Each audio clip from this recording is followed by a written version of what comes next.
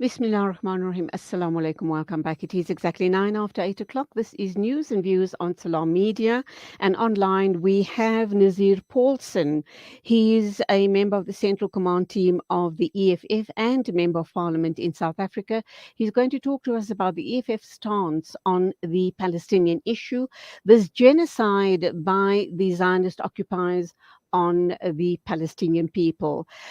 Just before the start of the show, I made an announcement regarding a ceasefire and a ceasefire in the conflict area to allow foreigners to leave Gaza and to allow aid into the conflict zone. But I also, and that Alhamdulillah is good news. We do hope that it's not once again doublespeak by the illegal occupiers and doing it to suit their nefarious deeds. But let me also share with you a post from Abir Zayad. Most of South Africans know her. She was on a speaking tour sometime earlier on this year to talk about the hardship of the Palestinian people. And of course, she works at Al Aqsa. She's a historian and she's also an archaeologist. And more importantly, she's an activist. So this is what she has posted on the group.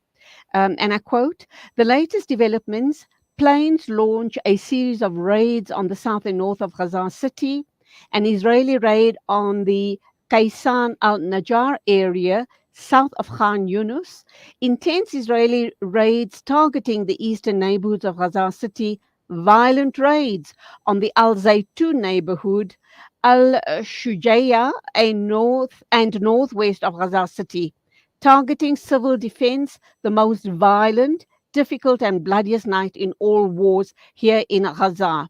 Targeting the Al Najjar family home in Gaza, which focused, or rather, which housed a number of displaced people from Beit Hanun, Gaza, is being exposed to a genocidal war by the Israeli occupation army using lethal and internationally prohibited weapons.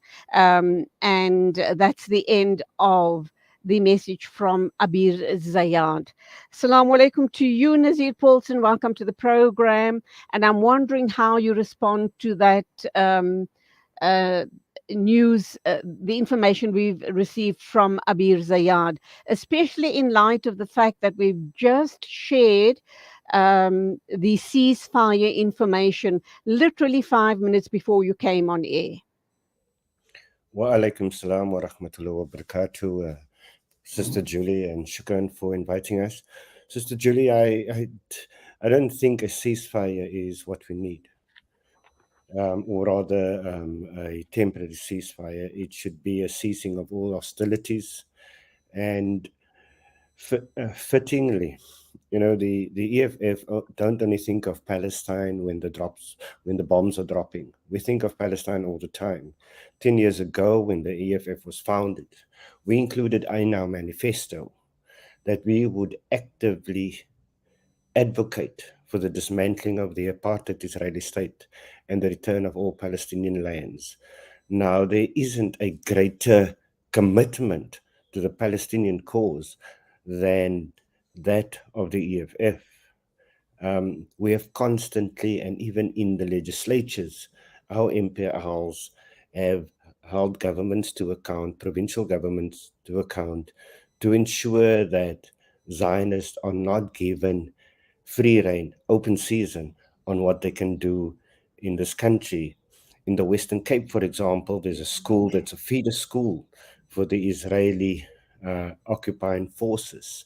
And our MPLs has consistently asked the DA-led Western Cape government what they intend doing about the school that actively supports an apartheid entity in the Middle East. The DA, of course, laughed it off and said they're not going to do anything. Yes, I remember that incident. It made the news. I think we covered it here at Salam Media as well. Is it Herzelia School or That's yeah, similar? that's There you yeah, go. named Yes, after the father of modern day Zionism. yeah. Okay, so yes, But we have yeah, covered it. So yeah, you spot on that issue. What I also want to talk about is the outrageous suggestion by Joe Biden and the American imperialists who have suggested, and we know that Antony Blinken is on a tour. Probably the tour has ended by now. He was trying to, or he probably has.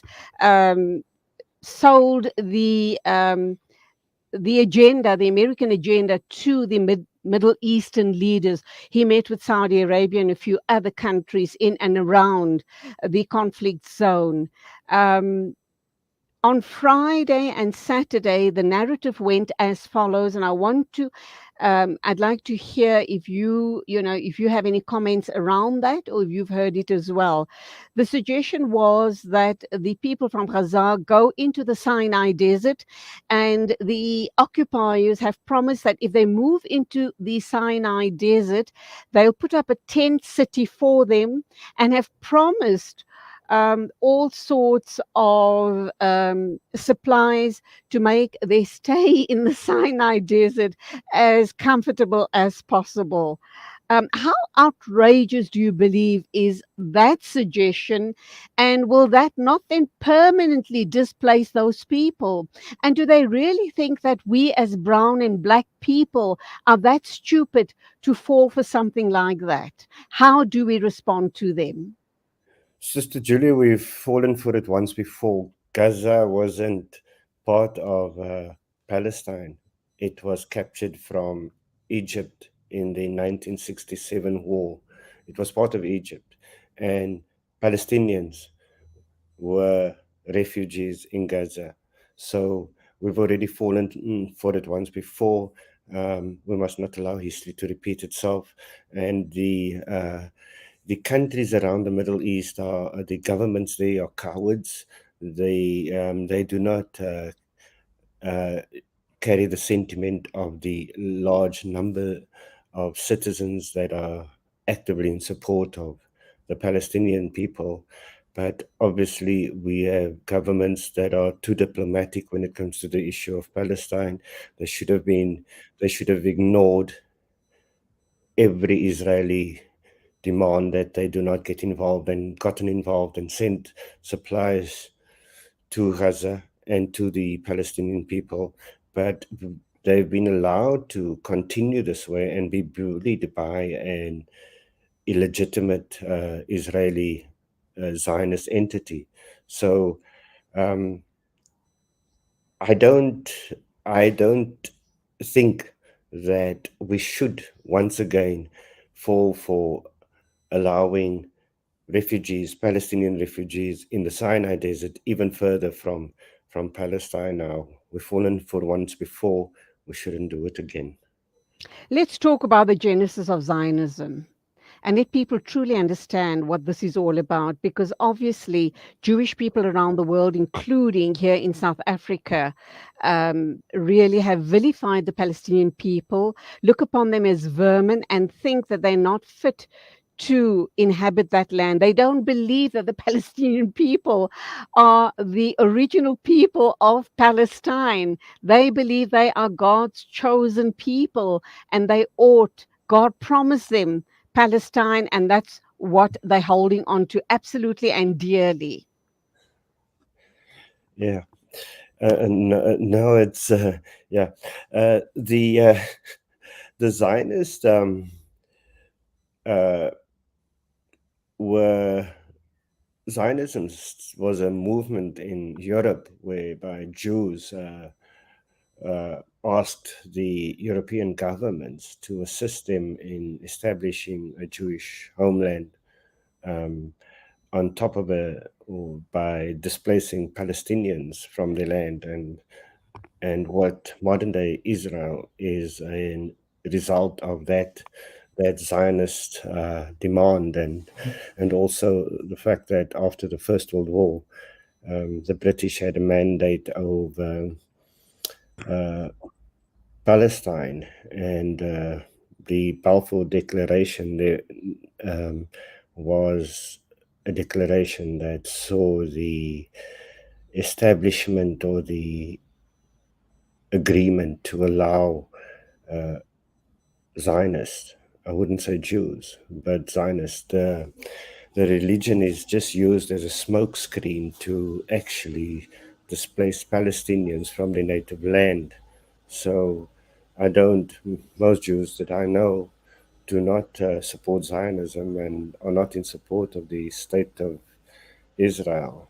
They don't believe there should be a state. The Jews should be able to live all over the world, that they should, and even here in South Africa during apartheid, when it was compulsory for people to be conscripted in the military, uh, those who were allowed not to be conscripted were of the Jewish faith because they did not believe in serving in any military or taking up arms against anyone. So um, the modern day Zionism should not be confused with Judaism, just as being anti-Zionist should not give us an excuse to be anti-Semitic. The Jews are our brothers, just like the Christians. So we shouldn't allow these issues to change how we feel and the respect we have for other people's faiths. In fact, many Palestinians that are suffering today are are Christian. So this is not a religious war. This is a it is a fight against the existence of the people, and it is a fight to avoid the genocide of Palestinian people. Okay, we do also know and recommend them. There is a worldwide grouping or a group called Not in My Name, and these are, of course, Jewish people who, and we commend them for it, who are Yes, totally anti-Zionism and anti what is happening in the Middle East right now.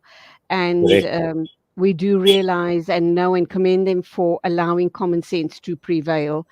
Let's look at the issue around the Balfour Declaration. And I'm wondering, as all of this drama is unfolding in the Middle East, we have the American Joe Biden has come out in absolutely strong support for the Zionists. He has said categorically that he will not, the Americans will not turn their backs on well, he talks about Israel, but we know he's talking about Zionism and the Zionists. Yeah, And obviously, other Western countries are also backing him to the hilt, which is a yeah, very, very sad situation. When we look at the Balfour Declaration, we do know that we're talking about a piece of, this declaration was obviously masterminded by the British colonialists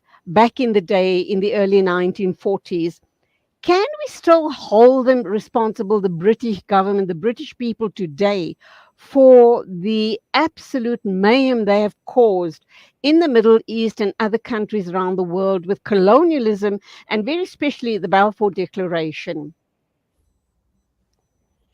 okay, Sister Julie, if I remember correctly, the Balfour Declaration was specifically stipulated that nothing shall be done which may prejudice the civil and religious rights of existing non Jewish communities in Palestine. It says that, it's explicit. So I think the in hindsight, it was very naive to think that allowing a Jewish state to exist on top of an existing Palestinian people was not going to prejudice the civil and religious rights of non Jewish communities. And, you know, I don't think the international world should accept what was decided under very different conditions to be binding today. We should still advocate for the most people living in the occupied territories have no links to the land at all. That Most of the people who have links to Palestine 3-4 generations on are in exile in surrounding nations: Jordan, Syria, Lebanon, Egypt, and those are the people that should be given the right of return. Those who that that Palestine should be a democracy. The people of Palestine should decide the future of their country, and that can only be decided by Palestinian people, not by anyone in the world. Everyone wants to dictate as to what should happen to Palestine, as to there should be, even South African government makes that error of saying that they support a two-state solution. Only the Palestinians can decide what type of future they want for Palestine. But part of that future is to not use the Balfour Declaration as a basis of what should happen in Palestine. Okay, we need to. No nation has got the right to decide on the sovereignty of another nation.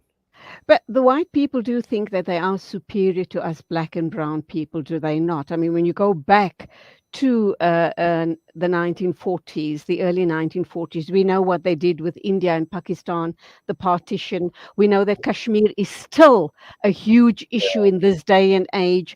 And the list goes on, obviously. Let's hold that thought. I also want to explore further, why is it that the entire world is silent on the Palestine issue also being about Christians being persecuted together with Muslims? Why is it almost presented to the world as a Muslim-Jewish issue?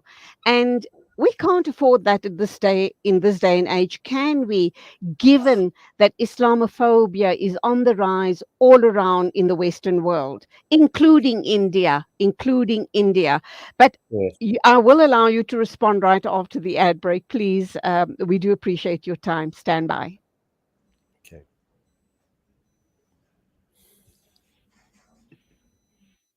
Listen to something fresh. Listen to Salam Media, your humanitarian broadcaster.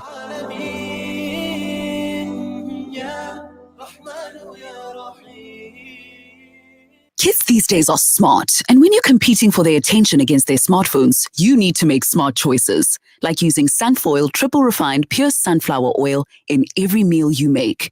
It's naturally cholesterol-free and approved by the Heart and Stroke Foundation as part of a balanced eating plan. So whether you're cooking, frying, or baking, you get the great tasting results that'll get their attention faster than the latest app. And if that doesn't work, change the Wi-Fi password. Sunfoil. Now we're cooking. At Sentio, our Invest for Good philosophy is based on a genuine desire to use our investment skills for the benefit of broader society by investing responsibly, giving charitably, and developing talent that will transform the investment industry. Visit www.sentio-capital.com for more information about our Sharia investment products and start saving with us today. Sentio Capital. Invest for good. Sentio Capital Management is an authorized financial services provider. SANZAF's Meals Distribution Project aims to create food security for those in need. By supporting our program, you can help us in our mission to provide access to nutritious meals on a daily basis and help us extend our reach. Join SANZAF in the fight against hunger by contributing to our food security initiatives. To learn more, visit sanzaf.org.za or call 011 834 6046. SANZAF, changing lives through development and relief. With so many investment options today, it's only natural that you might feel a little confused which route to take. Should I buy shares or should I invest in gold bullion? Randery Jewelers now brings you the Zahab coin, an alternative to the Kruger Rand. The Zahab coin, a solid wealth protector in its purest form of 24-karat gold, is the safest way to protect your wealth. So don't just sit there and watch your paper money depreciate. Change to gold. Call Randery Jewelers now at 031 202 4701 or visit www.rjcoin.co.za, situated at 151 Essenwood Road, Musgrave, Durban. Randery Jewelers, the family name you can trust. Online schooling? Why not? Kurtuba Online Academy is the leading global online Islamic school from grade R to matric, offering South African caps and international syllabus. And it doesn't stop there. We also offer online madrasa for every grade. For more information, visit www.kurtubaonline.co.za. Kurtuba Online Academy, the leading global online Islamic school. One word that changes the life of a child. Orphan. One word to replace smiles with tears, confidence with anxiety, and a future with fear. Help Africa Muslims Agency to give these orphans a new word. Hope. AMA's Orphan Hope program provides security for needy children in rural Africa, in Afghanistan, and in the Syrian and Palestinian refugee camps of Lebanon. For 15,000 Rand per year, you can change their life, give them hope, with Africa Muslims Agency, empowering, educating, inspiring. Listen to something fresh. Listen to Salam Media, your humanitarian broadcaster.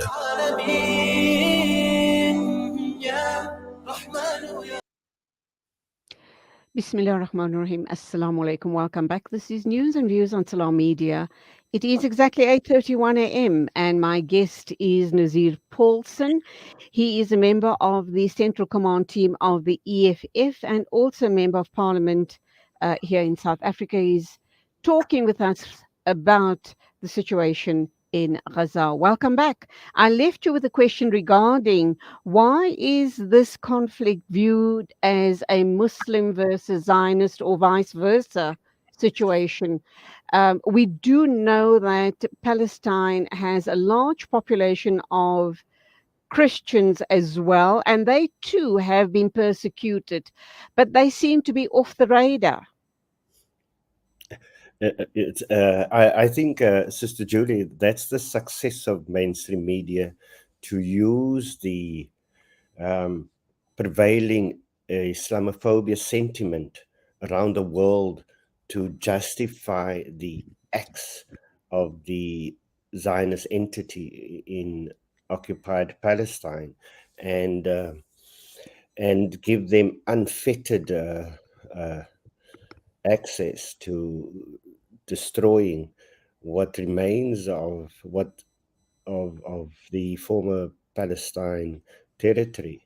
So we've seen once again that they are now giving Palestinians an option to move into the Sinai desert. They removed them from Palestine into Gaza. Gaza was land captured in the 1967 war against Egypt, and Palestinians are now living there. And the only part of occupied Palestine where we still find Palestinians is in the West Bank. So I think, but even if you were to look for Palestine on most search engines, you won't find it. You'll find Israel. So I think there's a deliberate agenda to erase Palestine as from our memories and make it a fight against Islamophobia or fight that is fueled by Islamophobia, as opposed to a fight that is against a Palestinian people. And that is what it is. It's a war against Palestinian people, simply to displace them from their native land.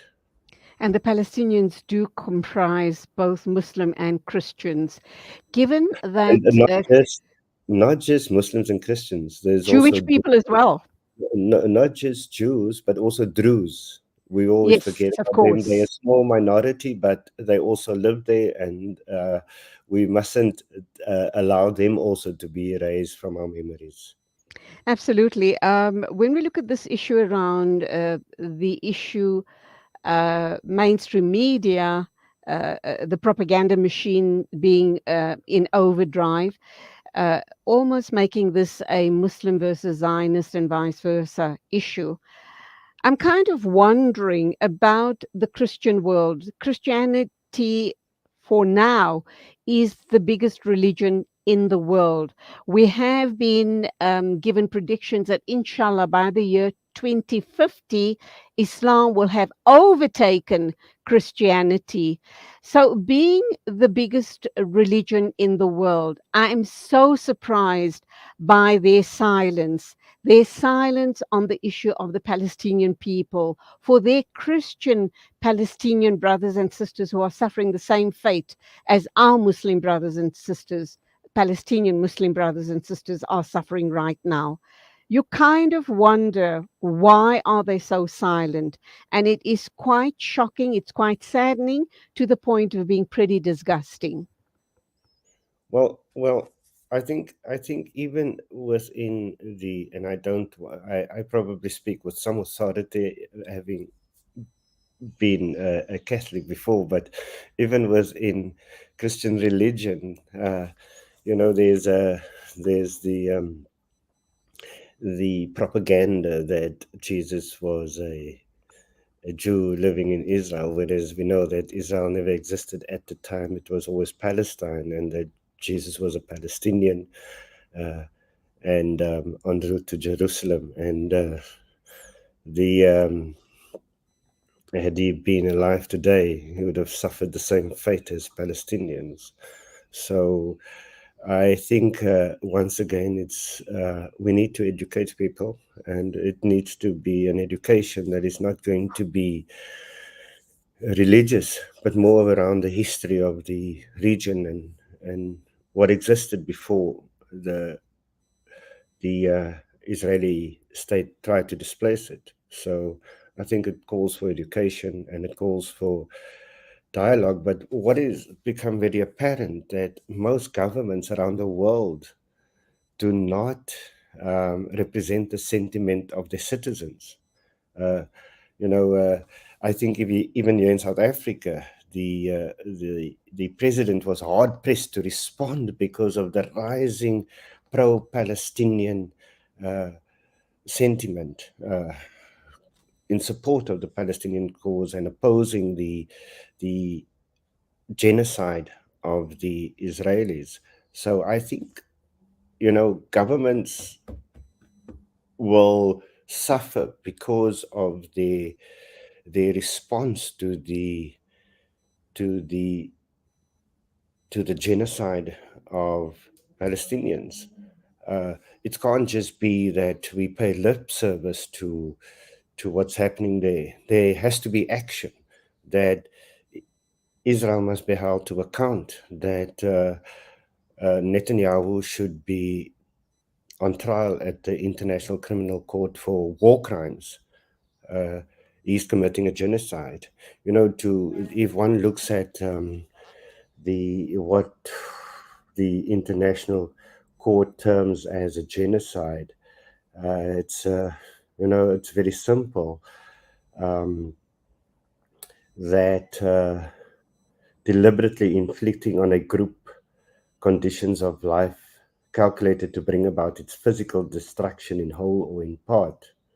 That's Article 6C of the Rome Statute of the International Criminal Court. Whereas we know that Gaza has been deprived of electricity, food, water, and fuel while being bombed. This is a genocide. And governments are being silent and trying to be diplomatic and not to anger the Israeli state by being too harsh. So I think, and I think Nazier, one needs the question to be asked, and subhanallah for your reversion to Islam. We leave that for another interview. For now, we are focused on these atrocities being perpetrated on a defenseless people. You kind of wonder why the Western world have two sets of rules regarding war crimes. They are fingering Hamas, suggesting that Hamas be held accountable for war crimes against the Zionists, and yet It's actually the other way around. When will common sense prevail? When will the rest of the world wake up and see what exactly is happening? And you have indicated exactly what Professor Halper from Israel. He was on my show last week. He said he expressed the very similar sentiments as you did, suggesting that governments around the world are in support of the Zionist state, but there's a groundswell of civil society against what is happening in Palestine. And I think because of that, inshallah, um, inshallah, this war is going to be won by the Palestinian people. Never mind, it's against all of the odds. It's really a David versus Goliath situation here. Let's bring the discussion closer to home and understand EFF's role. You as EFF obviously believe that what is happening in Palestine is totally inhumane. Talk to us more about the EFF and their stance on Palestine. Well, so as I mentioned from the outset, within the founding manifesto, the EFF commits to the for activism around the dismantling of the apartheid Israeli state and the return of all Palestinian lands, in the same way that we mention the Western Sahara and the Cuban issue, is that we should also call for the withdrawal of Morocco from Western Sahara. Morocco is an occupying external power in Western Sahara, and also the blockade on Cuba, depriving them of normal relations with the international community. So those sanctions should be lifted. We, as a Marxist-Leninist, we don't advocate for war. We are people of peace, but we also believe that Hamas is a creation of, as a result of 75 years of occupation of Palestine and a brutal humiliation of the Palestinian people, that they had no choice but to move to an armed struggle. In the same way, South Africans had to embark on an armed struggle to resist 50 years of apartheid, 300 years of colonialism. We cannot hold it against the Palestinians for the existence of the armed struggle or the rise of Hamas. Hamas is important to resist an oppressive Israeli state within Palestine. Okay, let's talk about your tweet, I think it was, where you say, as Cape Town and the Western Cape, we are in solidarity with our brothers and sisters in Palestine today. May we remember them when we have an opportunity to vote out the pro-Zionist DA in 2024. Tell us more about that. Well, I can imagine. I've never been to Palestine, but if I imagine Gaza being a Bantustan, and which and if I have to compare a Bantustan in modern day South Africa, it's the likes of Kailicha, Hanover Park, Manenberg, where people are simply left to their own devices, and whatever happens in those communities is actually contained in that community. There is no normal services in areas like Kailicha, Mitchell's Plain, Langa, Guguletu, because as long as the leafy suburbs are maintained and serviced, the rest of us must be satisfied with poor services. Those areas are congested. Manenberg, for example, is as a result of the removal of people from District 6 close to the city to make way for I don't know, the Group Areas Act, and to allow white people to settle in District 6. And the people who lived in District 6, just like the people of Palestine, they've still got the keys to the homes where they once lived in District 6 that no longer exist. So those people are also, here in Cape Town, people are also wanting to move back to the homes that they had in District 6. So our experience around South Africa should tell us what the state Absolutely. of Palestine is at present. We've had exactly the same experience. My parents were also removed from District 6, and we'd love to move back there one day. But obviously, it's we have a government that does not identify with the plight of the people here. We have a premier who says that until the United Nations says that Israel is wrong, he will be fully in support of Israel. Ooh, And okay. exactly. And so I'm not going to. A two-state solution wasn't acceptable for South Africa. A two-state solution should not be acceptable for Palestine. Nazir, let me end off with this A last Zionist government issue. is not good for Palestine.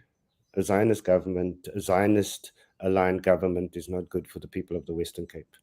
Okay, let's just wrap up with a issue around the Cape Town Marathon. I'm sure you're aware of what happened there. I'm just going to read it out to you. If my controller has the picture, he can flight it, or I think we'll just hold back on that picture because there might be legal implications there.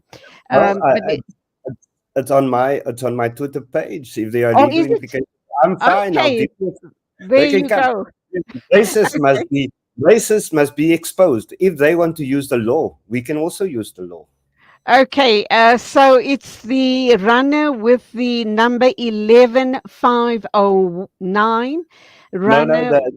that's the wrong number. I'll tell you exactly, and if I could share with you, I'll tell you exactly what the number is. Okay, We before you give me the number, let's give our viewers and listeners a context to what you and I are talking about here regarding the Cape Town Marathon. I'm going to read this little paragraph and then hand over to you.